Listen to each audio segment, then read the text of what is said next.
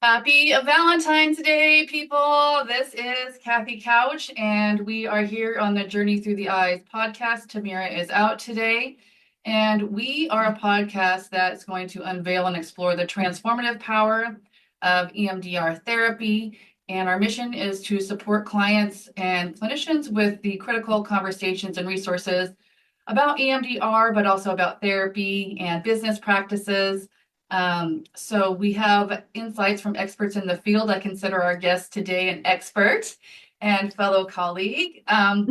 We have Jessica Good today. She's an EMDR certified therapist and consultant in training. She's the owner of Good EMDR Therapy and the EMDR Intensive group practice and the founder of the Good Practice, which is a social learning community for therapists and an alternative place for us to collaborate in the event other platforms may not exist. Or you just want to get off certain platforms that Right. maybe you're not aligned with anymore. Starts with an M, ends with an A. They have the two bigger, social groups there with an F and an I. If you can fill in the words, the letters. Good. We're so happy you're here today. Do you want to is there anything I missed there in the No, introduction? I mean, you did a great job if we're like breaking it down as bite-sized as we can. That definitely is it. Yeah, that would definitely be it. Sorry for the mouthful. It's a lot of Jessica Good EMDR, the good practice. It just kind of worked with the names, so it's always funny when I hear somebody repeating it back, and I'm just like, yeah, that's a jumble. That's a Well, jumble of words. my last name's Couch, so therapist with the last name Couch. So, You get I always creative with kind of, that. Wired 360, Willow Creek Counseling, it's like, okay. So, I get it, but I certainly love the branding that's connected to you. So it just totally makes sense, right? So Thanks. today we are going to talk about the world of social media strategy. This is more of a collaboration together and more of a brainstorming session. And so I wanted to just kind of the idea here is that we're therapists, not necessarily business owners, right? So Mhm. in my experience and working with my consultees, there's lots of questions around business practices. I know you coach and consult with therapists building businesses.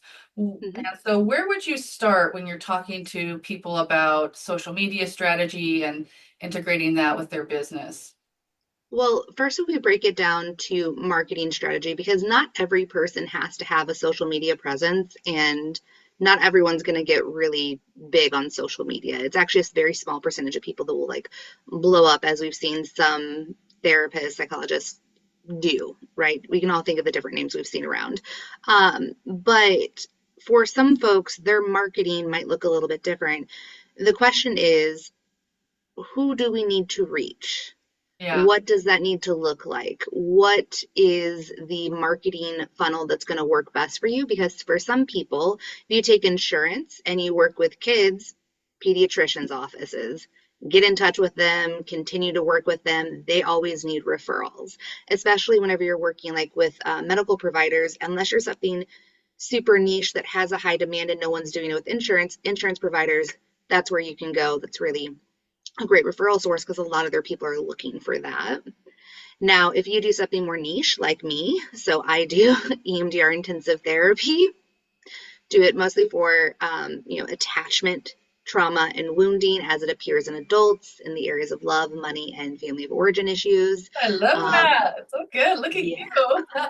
yeah, yeah. And then we just started this program where we're working, and we know that very few people are going to take us up on this, and that's okay. Like, I am literally launching a program that I know very few people will do, but it will be really wonderful clinical work when we do it, where we're working with dyads, so families, couples, friends or business partners, and each person gets their own individual EMDR therapist, and then we come together for joint processing sessions. So I do kind of like niche work, Yeah. and it requires a lot of explanation for people, right? So that is something we're getting out there and spreading information about it and letting people see me, who kind of is the face of the brand, and what my group is all about is really, really important.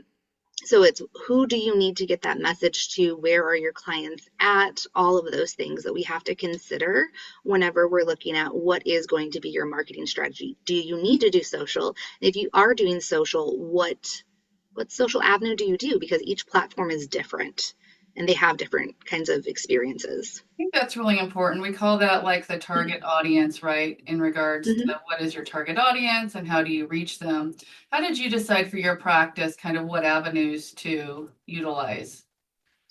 So, whenever I am, first up, it started with a website. I think website creation is super important for therapists. If you don't have that out there, how are you getting found? For me, I do have a background in marketing. I did help people with some social media marketing and other types of um, marketing prior to becoming a therapist. It's one of the things that I did in undergrad and grad school to get myself through school. That was my little side business job thing, right? So I started with my website and built that out really well. So you want it to have great copy, you want it to have great SEO. Those two things do not always play nice together. So that is the first thing that kind of drew people in. Word of mouth as well was really big. I started my private practice in 2020. So that is the height of the pandemic. And there were a lot of people, wanting services at that time. So it was a little bit of luck involved there too.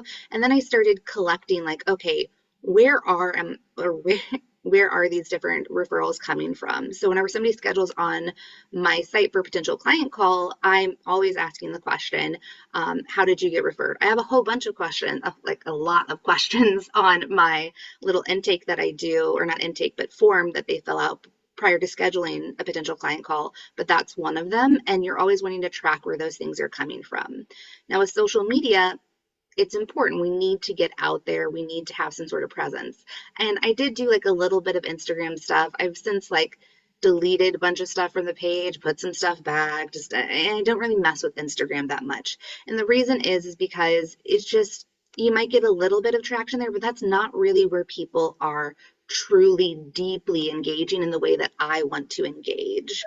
And I am a information person. Like I love to share and transmit information and I love authenticity.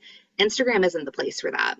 So after building those cornerstones of my business and deciding to go into social, in part, a client was like, hey, so for those that don't know, I'm on TikTok. I do a bunch of stuff with TikTok and TikTok lives and all of that. I have a very vibrant community over there for my public facing folks and then also for therapists that find me. But part of me lucking into TikTok was a client saying, hey, you should really be on TikTok to spread information about EMDR because people don't know and there aren't enough people talking about it over there. And so I got on it and I realized, oh my gosh, this is where we're having real conversations. This is where we can be authentic. Oh my That's my God. jam. I want to do that. Yeah, so Jessica, what you're saying is really important here because when I started my business, I had Willow Creek Counseling since 2017, I think. And my daughter is working at a hospital, and I thought, I don't ever want to be under someone. If I can earn my own money and my own income, I want to do that. And then my twins came in 2020. It's their birthday today. They're 5. So So that was a exciting. surprise, right? And so then the twins and the pandemic, and I thought, I want to start a business around EMDR because you're right, people don't know about it. And I also want the ability to have a more flexible schedule with my twins. And so then I took some classes at the local college for business and marketing. And then when I'm done with that, and then I'm going like, okay, they say you need to be on all these platforms and do the marketing and this Not assessment. all of And them. I'm like, okay, so I'm thinking about this, right? Your comment here. And I'm like, so what resonates and what you just said was something I could not articulate. People are like, go on Instagram. I've had consultants talk to me and say, Instagram. I'm like, I'm not vibing with Instagram. I don't. And I thought maybe it's because I'm older or maybe it's this or that. But then, same thing, TikTok. And Mm-hmm. I thought, oh, I could be real. I could do, but I also save those videos for other places Mm-hmm. now Mm-hmm. because I'm like, I don't Mm-hmm. want my content to be gone. So what would you say to Yeah. somebody that's starting, on TikTok and some of your learning lessons? So with that, it does automatically back up each video that you do, and it no longer puts the watermark on there, so that's great. So all the videos that I have backing up in my phone, I can post them over on YouTube, or I guess if I wanted to put them on Instagram, I could. Instagram has a 90-second cap, which is really difficult for an individual like myself that's trying to express big ideas. It's Okay. okay for like funny little videos and stuff like that. But the thing is whenever you're doing funny little videos, and I found this like through like researching different people's pages. So you can have a smaller following on, let's say, like TikTok, and you can have a more engaged following. So you have more people going to your website. You have more people reaching out to be a client because they're actually seeing more of you as the professional, as a therapist. Well, also, again, very authentic.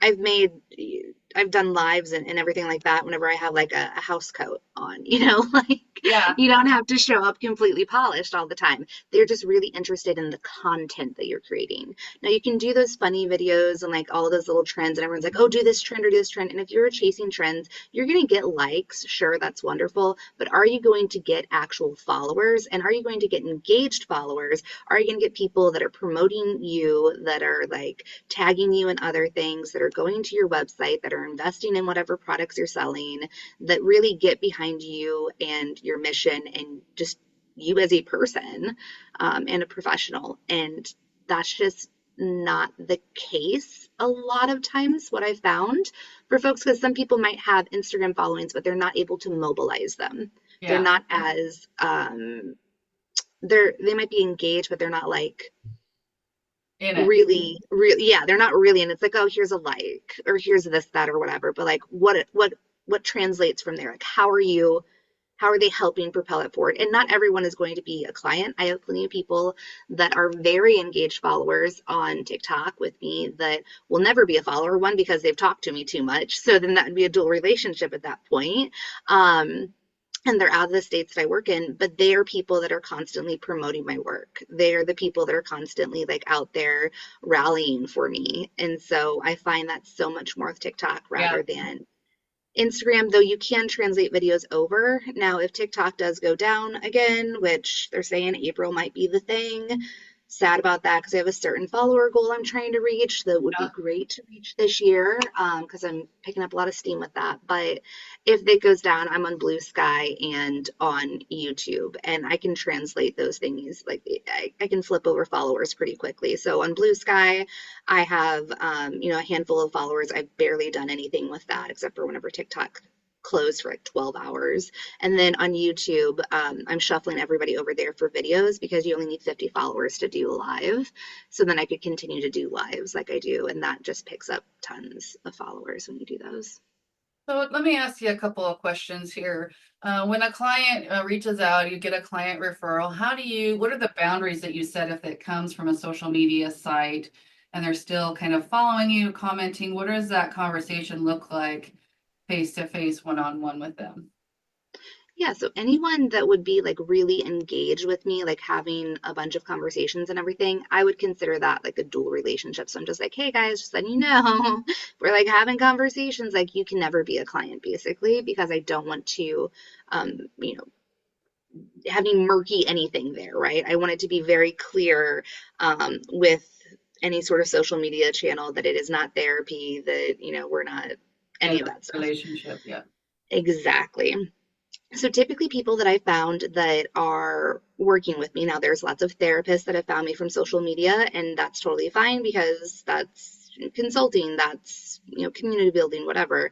For clinical clients that have found me via social media, typically they get exposure to whatever it is that I'm saying, whether they find me on a live or a video or something like that, and then they reach out and we set up stuff and we start that relationship. In my informed consent, there's a part in there about how we respect each other's privacy with personal pages, right? So they are not searching for mine. I am not searching for theirs. We are not learning about each other outside of the therapy room because that's where we keep it, is that therapy room. If they did want to see my professional pages, I'm not going to be like, oh my gosh, you can't do that or whatever. So I do keep that in mind that there's going to be clients that see the content that I create. So I have to be okay with whatever it is that I am putting out there. I'm not the type of therapist that's like, they can never know anything about me, right? I think Yeah. Yeah. I do a very relational approach, so that's not going to work very well. But I do tell clients to not disclose that they are a client on social media and that I do not engage with clients on social media, including my social media, like professional pages.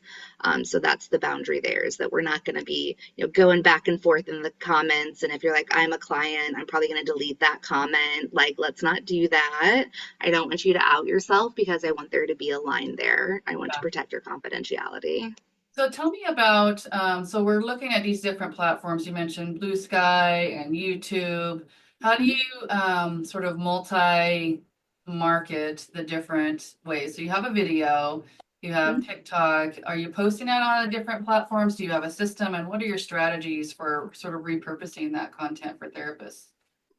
So you can post it to multiple channels. Again, Instagram is 90 seconds, so that's going to be you might have to like splice up your video, which is going to take more time. For therapists, if you're a solo practice, if you are doing your own marketing and everything, you don't have a lot of time. You just don't.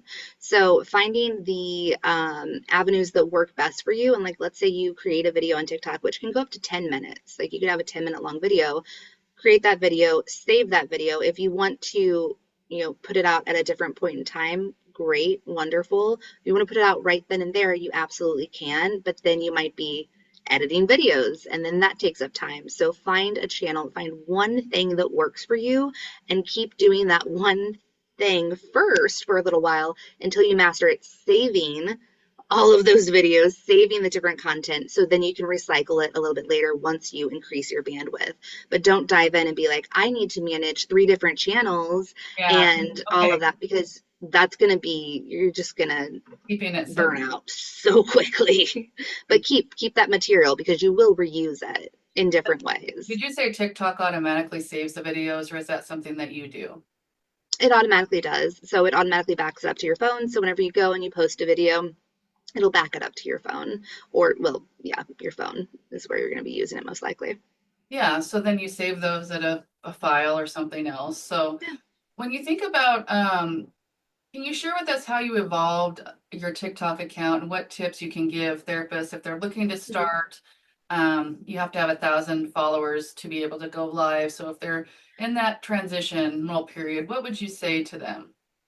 So it used to be 1,000. It's now less, and I know this because of my colleague who I brought on to my practice, Erica, has less than 1,000 followers, and I brought her on as a guest to one of my lives because she couldn't like go live on her own, and so I was able to bring her on as a guest, and she's able to go live, but now I can't make her a co-host. So there's still funky stuff with that, but generally once you get to 1,000, then you can do some neat stuff like with your link in a bio and all of that stuff, right?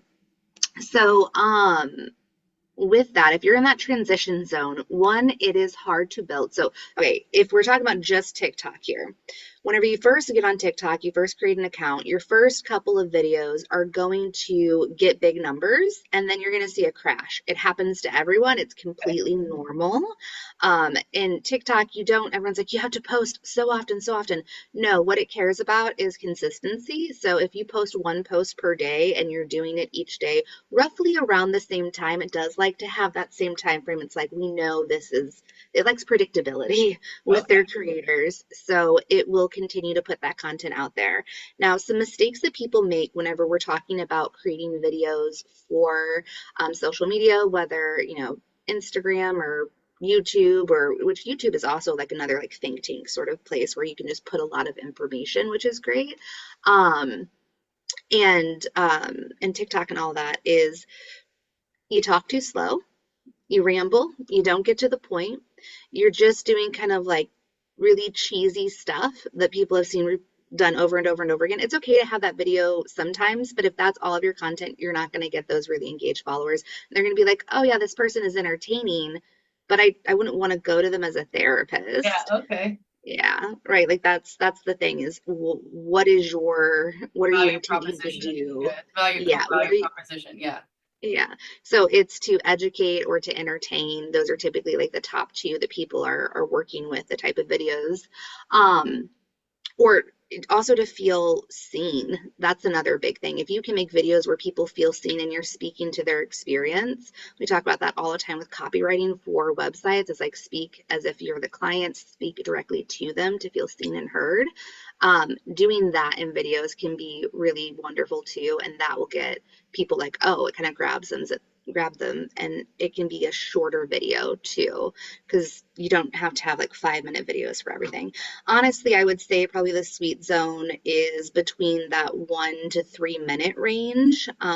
So those 1 minute videos, easily translate that over to Instagram if you want to. 3 minutes, you're going to have to splice that up, unfortunately. But so those are some of the like mistakes people are making in their videos. The millennial pause is another thing that you guys might hear about. So it's whenever you get out your phone and you hit record and then you're like, and then da da da da da da da, and then you start talking. There's that pause right there. Everyone hardcore makes fun of that one. So even if you need to edit that, because you can edit in the actual, like as you're recording, you can edit and pare things down and all of that with TikTok. So that bad lighting can be another thing. People want to be able to clearly see your face, so that they can relate to you. You don't have to have the nicest camera or whatever. I record with my cell phone. It is like the newest version of the Pixel, so it has a pretty good camera, but it just needs to be like clear enough. They like to see your face, all of that. So get their attention, but not being too corny, good lighting, and All don't take right, all forever of to these things, it's just, yeah, all you're saying, it's like all of the things, and then how much time do you spend and investment? get. And I learned, so a couple of the AI tools in regards to future of social media, I've learned, so in here you see my Fathom note taker where it records and takes Mhm. notes. And so that's what you'll see in the show notes, which is super cool. I have the Opus AI. Thank you to Rebecca Case on our podcast. She has said she shared this Opus AI where you can Mhm. kind of cut the videos and edit them. So that's another tool you can use. And there are some other platforms that you can use for like a teleprompter if you Mhm. want to put the content in a teleprompter. So those are a few tools. Do you have other tools as far as AI that you have used or maybe have seen used that our listeners can maybe check out to maybe help them in this process? So with AI, I, I have it should be supportive type of approach. So a couple of things for that as well, like you were mentioning, with the note taking and everything. So if you guys ever do like a Google Meet recording, it'll automatically create a transcript for you. It's just included in Google Meet, so that's kind of helpful.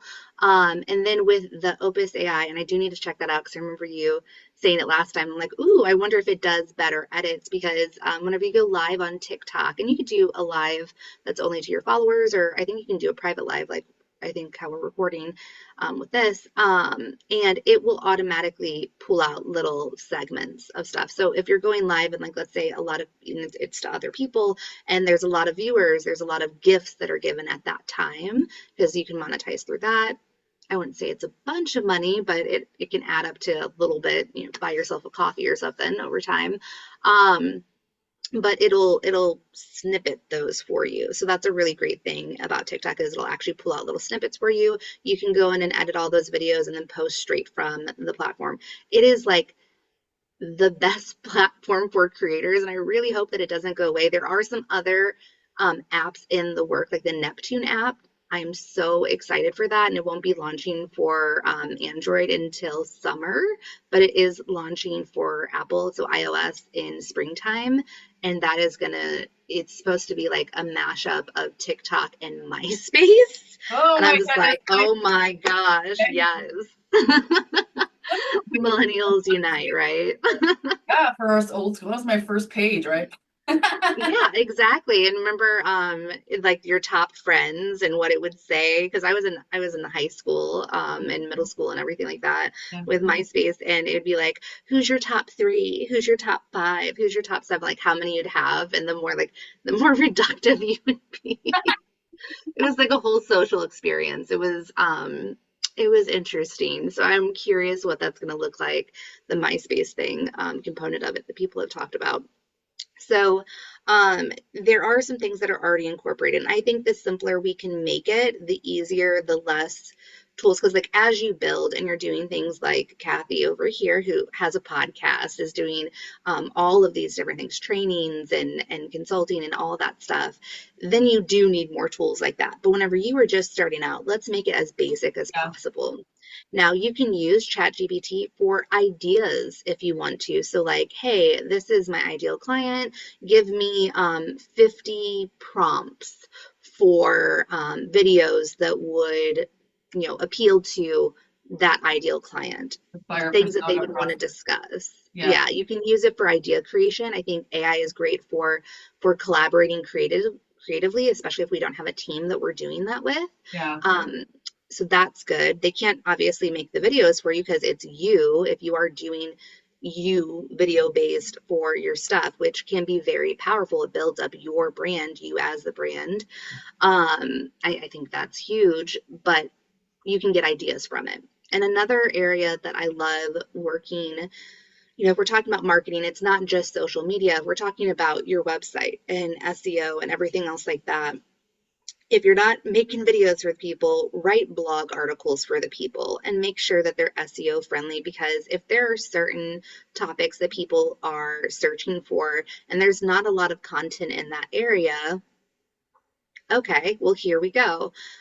So one AI thing that I do like, do not use AI to write your your articles, your website copy, or anything else like that, guys, because you will get a hit from the search engines. They don't like it. But again, idea creation and to double check your work. Mhm. So I use ScaleNut to double check my writing because it'll give me an SEO score. It'll tell me like what it is that I'm missing and suggest some different things that I could, manipulate, move around and everything in order to do that. Now it'll create a whole article for you, which is great, but it's going to be recognized as AI, and then your website's going to take a hit. Now, is that So, free? Is that a free service that you can sign up for? Or is that paid? oh, it's going to be paid, but you can do a pretty basic version of it where you don't have to, because it's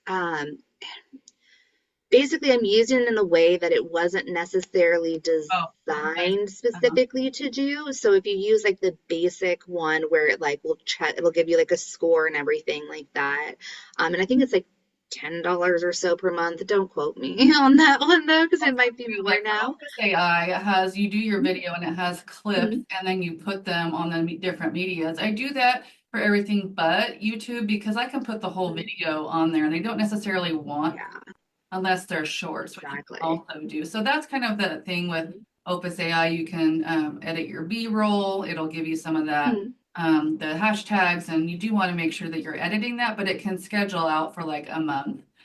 So when I'm working on my 12-week Mhm. launch plan, for a training, I use that and I put the content, like for my grief and loss training, that content Mhm. for that month is all grief and loss related. And so that would be a marketing strategy that you can use to be able to do a 12-week launch, which I'm trying to help therapists learn how to launch their trainings with ease and Mhm. confidence instead of just struggling like I did. A lot of my services have been out Mhm. of out of my own internal stress, right? And it's like, let me just help you and give you some tools to help you. The other tool that I used in my writing and trainings is you.com. It is a paid, Mhm. but you can look to get content that's related to research within the last 5 years, which is Yes. APA. So I can find all my grief and loss articles. I spent hours going through all of the content, Oh reading my all the gosh, literature. yeah. And guys, really, this will save you a ton of time. It does kind of come up with some wonky things, but if it's a general topic like death, dying, and bereavement, even EMDR, it will get you those articles within the last 5 years. Isn't that awesome? That is amazing because that is always the densest thing. Oh my gosh. I remember doing so like with all the research in undergrad and then grad school Yes. doing that and then having to find the source and it's like Yeah. And you go it's so to dense. PubMed or like Sentinel and Uh-huh. you're looking at all the articles going like, this is so overwhelming. So I think there are Hmm. tools that you can use. We also talked a little bit about documentation. I have in my documentation course, I follow Barbara Griswold, and she's what is she? The maze, insurance maze. And she talks Mm, about using AI and documentation and making sure there's a business associate agreement if you're going to use that. But also what hmm you had been saying is like, make sure if you're using that, it's generated, you edit the content. And there's two theories. One, it can help you increase your quality of your notes, and the other is it takes up the same amount of time. So just make sure that you're following those requirements, but you can use that. I think in my, I use Simple Practice. They have like a template that you can use, also mm, a new template maker. So just kind of looking at the tools and working in your comfort level, because we do want to make sure we have this ethical practice and really speak to the patient. I have a mm, question here about monetization. You kind of mm. touched on that. What are some strategies that you use for monetization and passive income, where you're getting those cup of coffees in your bank account on a regular? Can you share a little bit about what that journey's been like for you and some places to start? So you can monetize through an app like TikTok because they do have the creator reward type stuff. They do have where people can gift you things in live, all of that. You could do TikTok Shop, which will get you commission on products and everything. But the thing is that that's not actually where a lot of the money comes from. It comes from people being interested enough to click the link in your bio and then go to all the things that you're offering there. So I use bio sites for that link in bio thing because I use Squarespace for everything and it comes with it, which is lovely. And then you just want to make sure that you have some certain things. So like whenever I'm talking to individuals, they're looking for an EMDR therapist. Again, not everyone is going to be able to go to me, and that's fine. I'm cool with that. So I created a blog article, How to Find an EMDR Therapist. By the way, if anyone would like to link that on their site, feel free. I love a backlink. Just make sure you are not copywriting or you're not using my copyrighted material.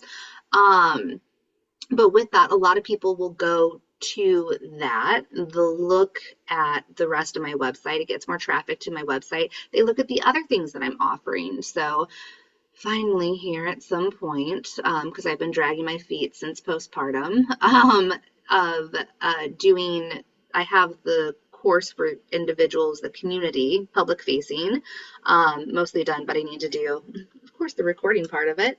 Um, and so it's like 20% still that I have to do. And once I launch that, then there's a lot of people that like, oh, they're already going to be clicking on that. They're going to then be clicking on the offers that I have for that for, nervous system regulation and coming up with effective resourcing and coping. There's that. There's my most recommended books. So you can get affiliate links, you can put up books, you can put up products that you really like. And if people want to engage with that, they can. That'll get you a little something there. You can use the content that you create for your website, your blog articles and everything. You could post that over to places like Substack or to, or expand on those articles and put it into Substack or to Medium. And both of those are going to get you money through that if people want to view those things. So those little things can get you bits of money and everything, but it's whenever you have those offers that people are then looking at. If you have a public facing offer, so for people in the community, they really like how you speak about different things. They want to know like some quick tips or something else like that. You could do a small ebook, you could do a small course, you could do all sorts of things if you wanted to with that. For me, I have a public facing arm and then I have a clinician facing arm. And so I have a lot of clinicians now coming into the good practice so that we can have our own social community over there, and also because they want to learn things about EMDR and they want to learn things about business, and those are then those paid sub communities. So So you can important. get very creative. Happy that we're talking together because it's very rare that we find clinicians that want to also build business. So I'm so happy with our collaboration because I want to tell people if you're in private practice, you're a CEO, you're a business owner. Yeah. And validating that, they just think, oh, I just work to see a couple clients. Let's get that out there. What are your goals? Mm-hmm. What's your mission, Mm-hmm. and how to be able to help them with that.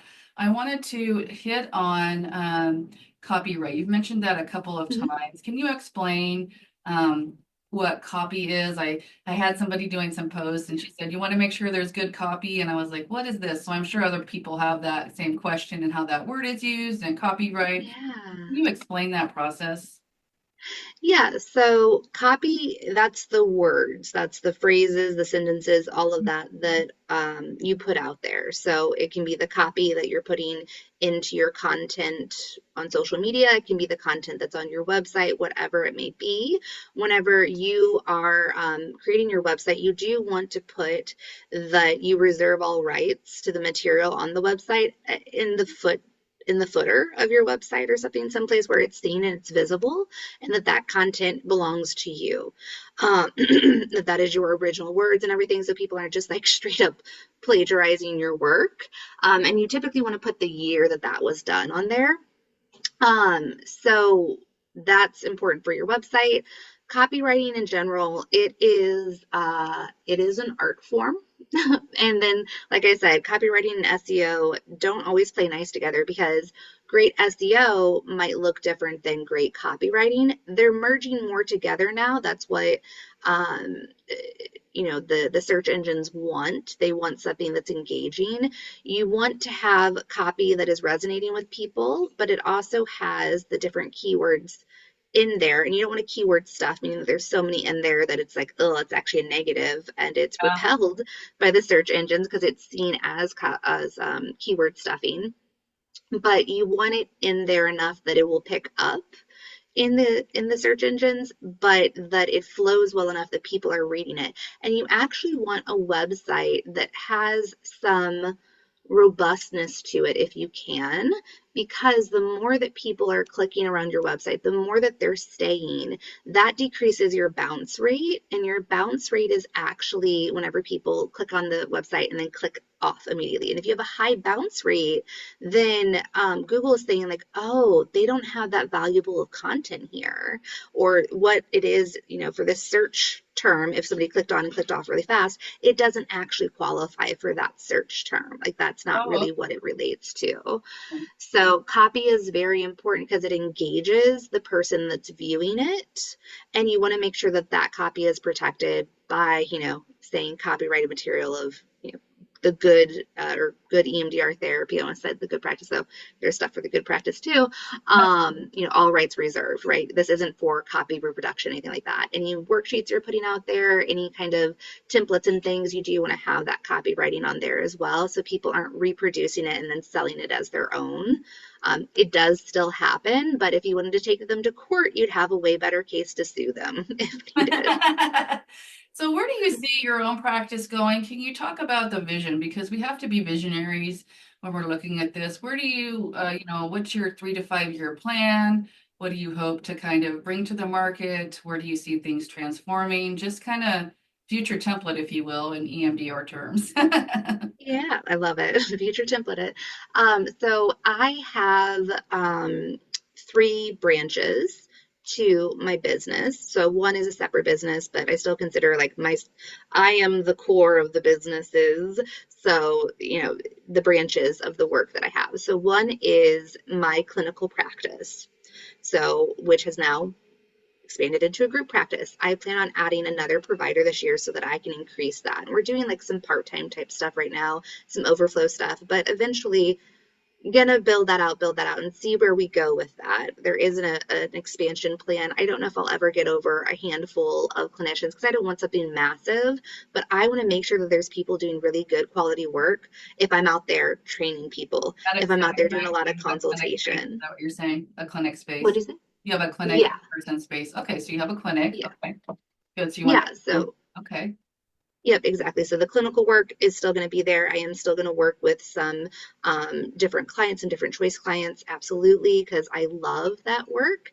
But I think that education for clinicians is huge. I think it's really important. I think that's how we make sure that more people get great therapy is if we're doing really Exactly. great clinical work, how can we teach others to do that too? Yeah, Like, how can we exactly. expand That's that? my mission. Yeah, girl, I get it. Yeah. Yeah, because working one-on-one with a client, sometimes, and I heard somebody say this recently, like they felt like they were ineffectual just working with one client. But I always think of the web.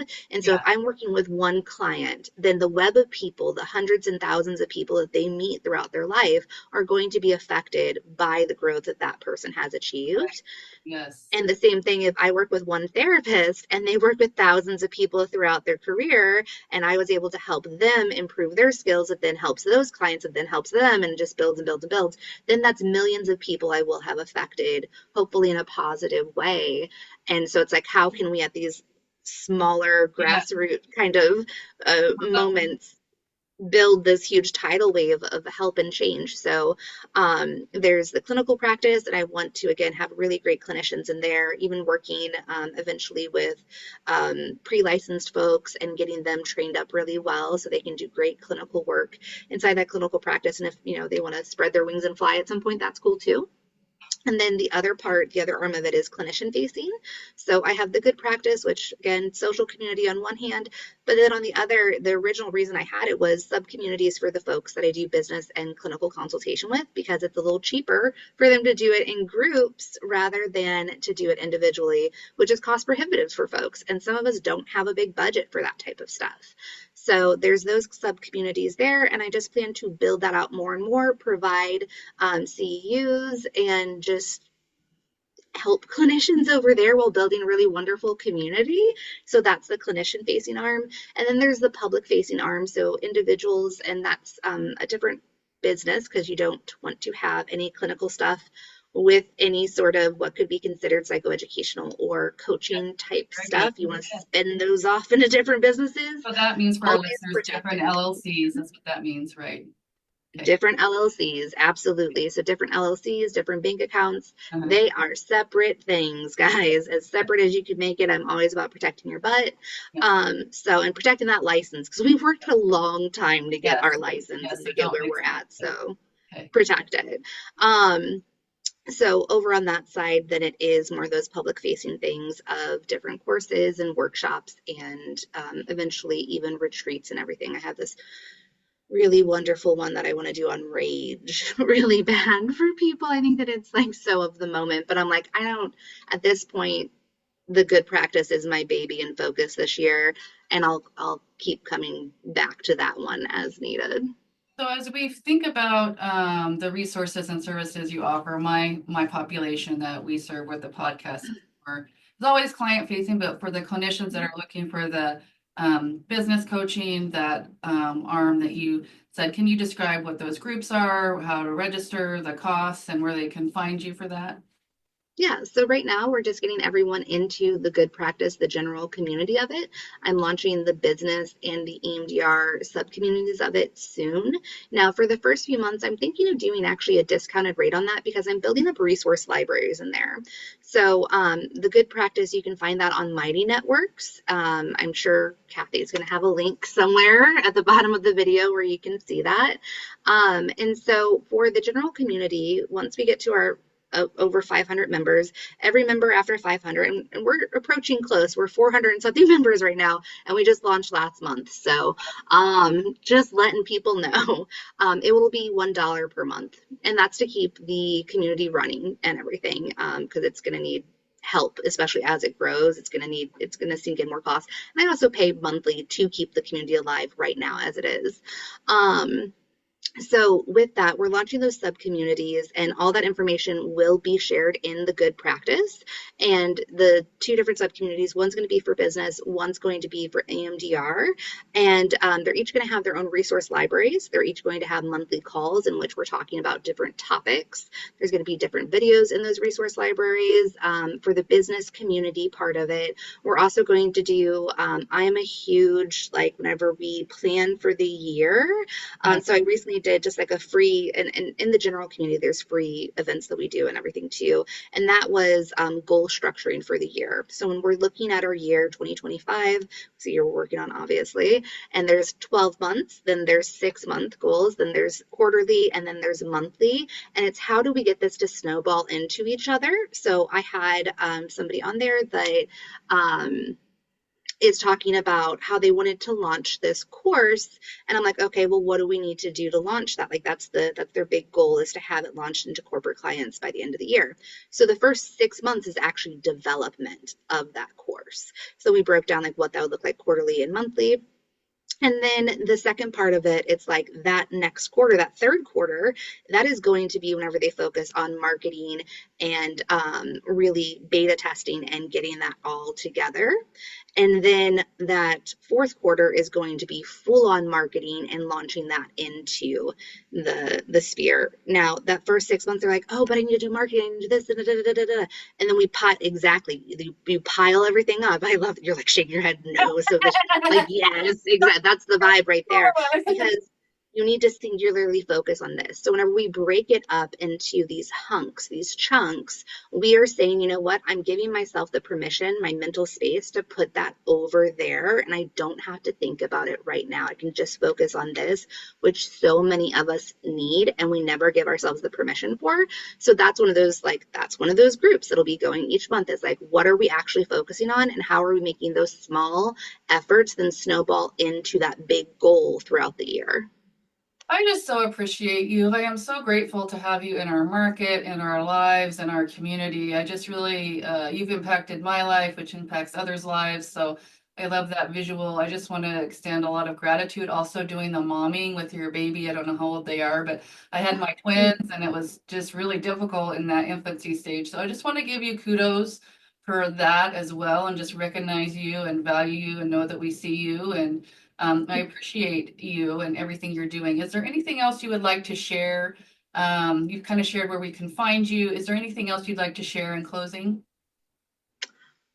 I don't think so. I always feel like those questions sort of Yeah. people pop up and I'm like, I don't know. And then later I'm like, oh, I guess I could have probably said that. So at the moment, no. But hey, I'm Yeah. sure give me 20 minutes. It's like, oh, I could have probably said that. Yeah.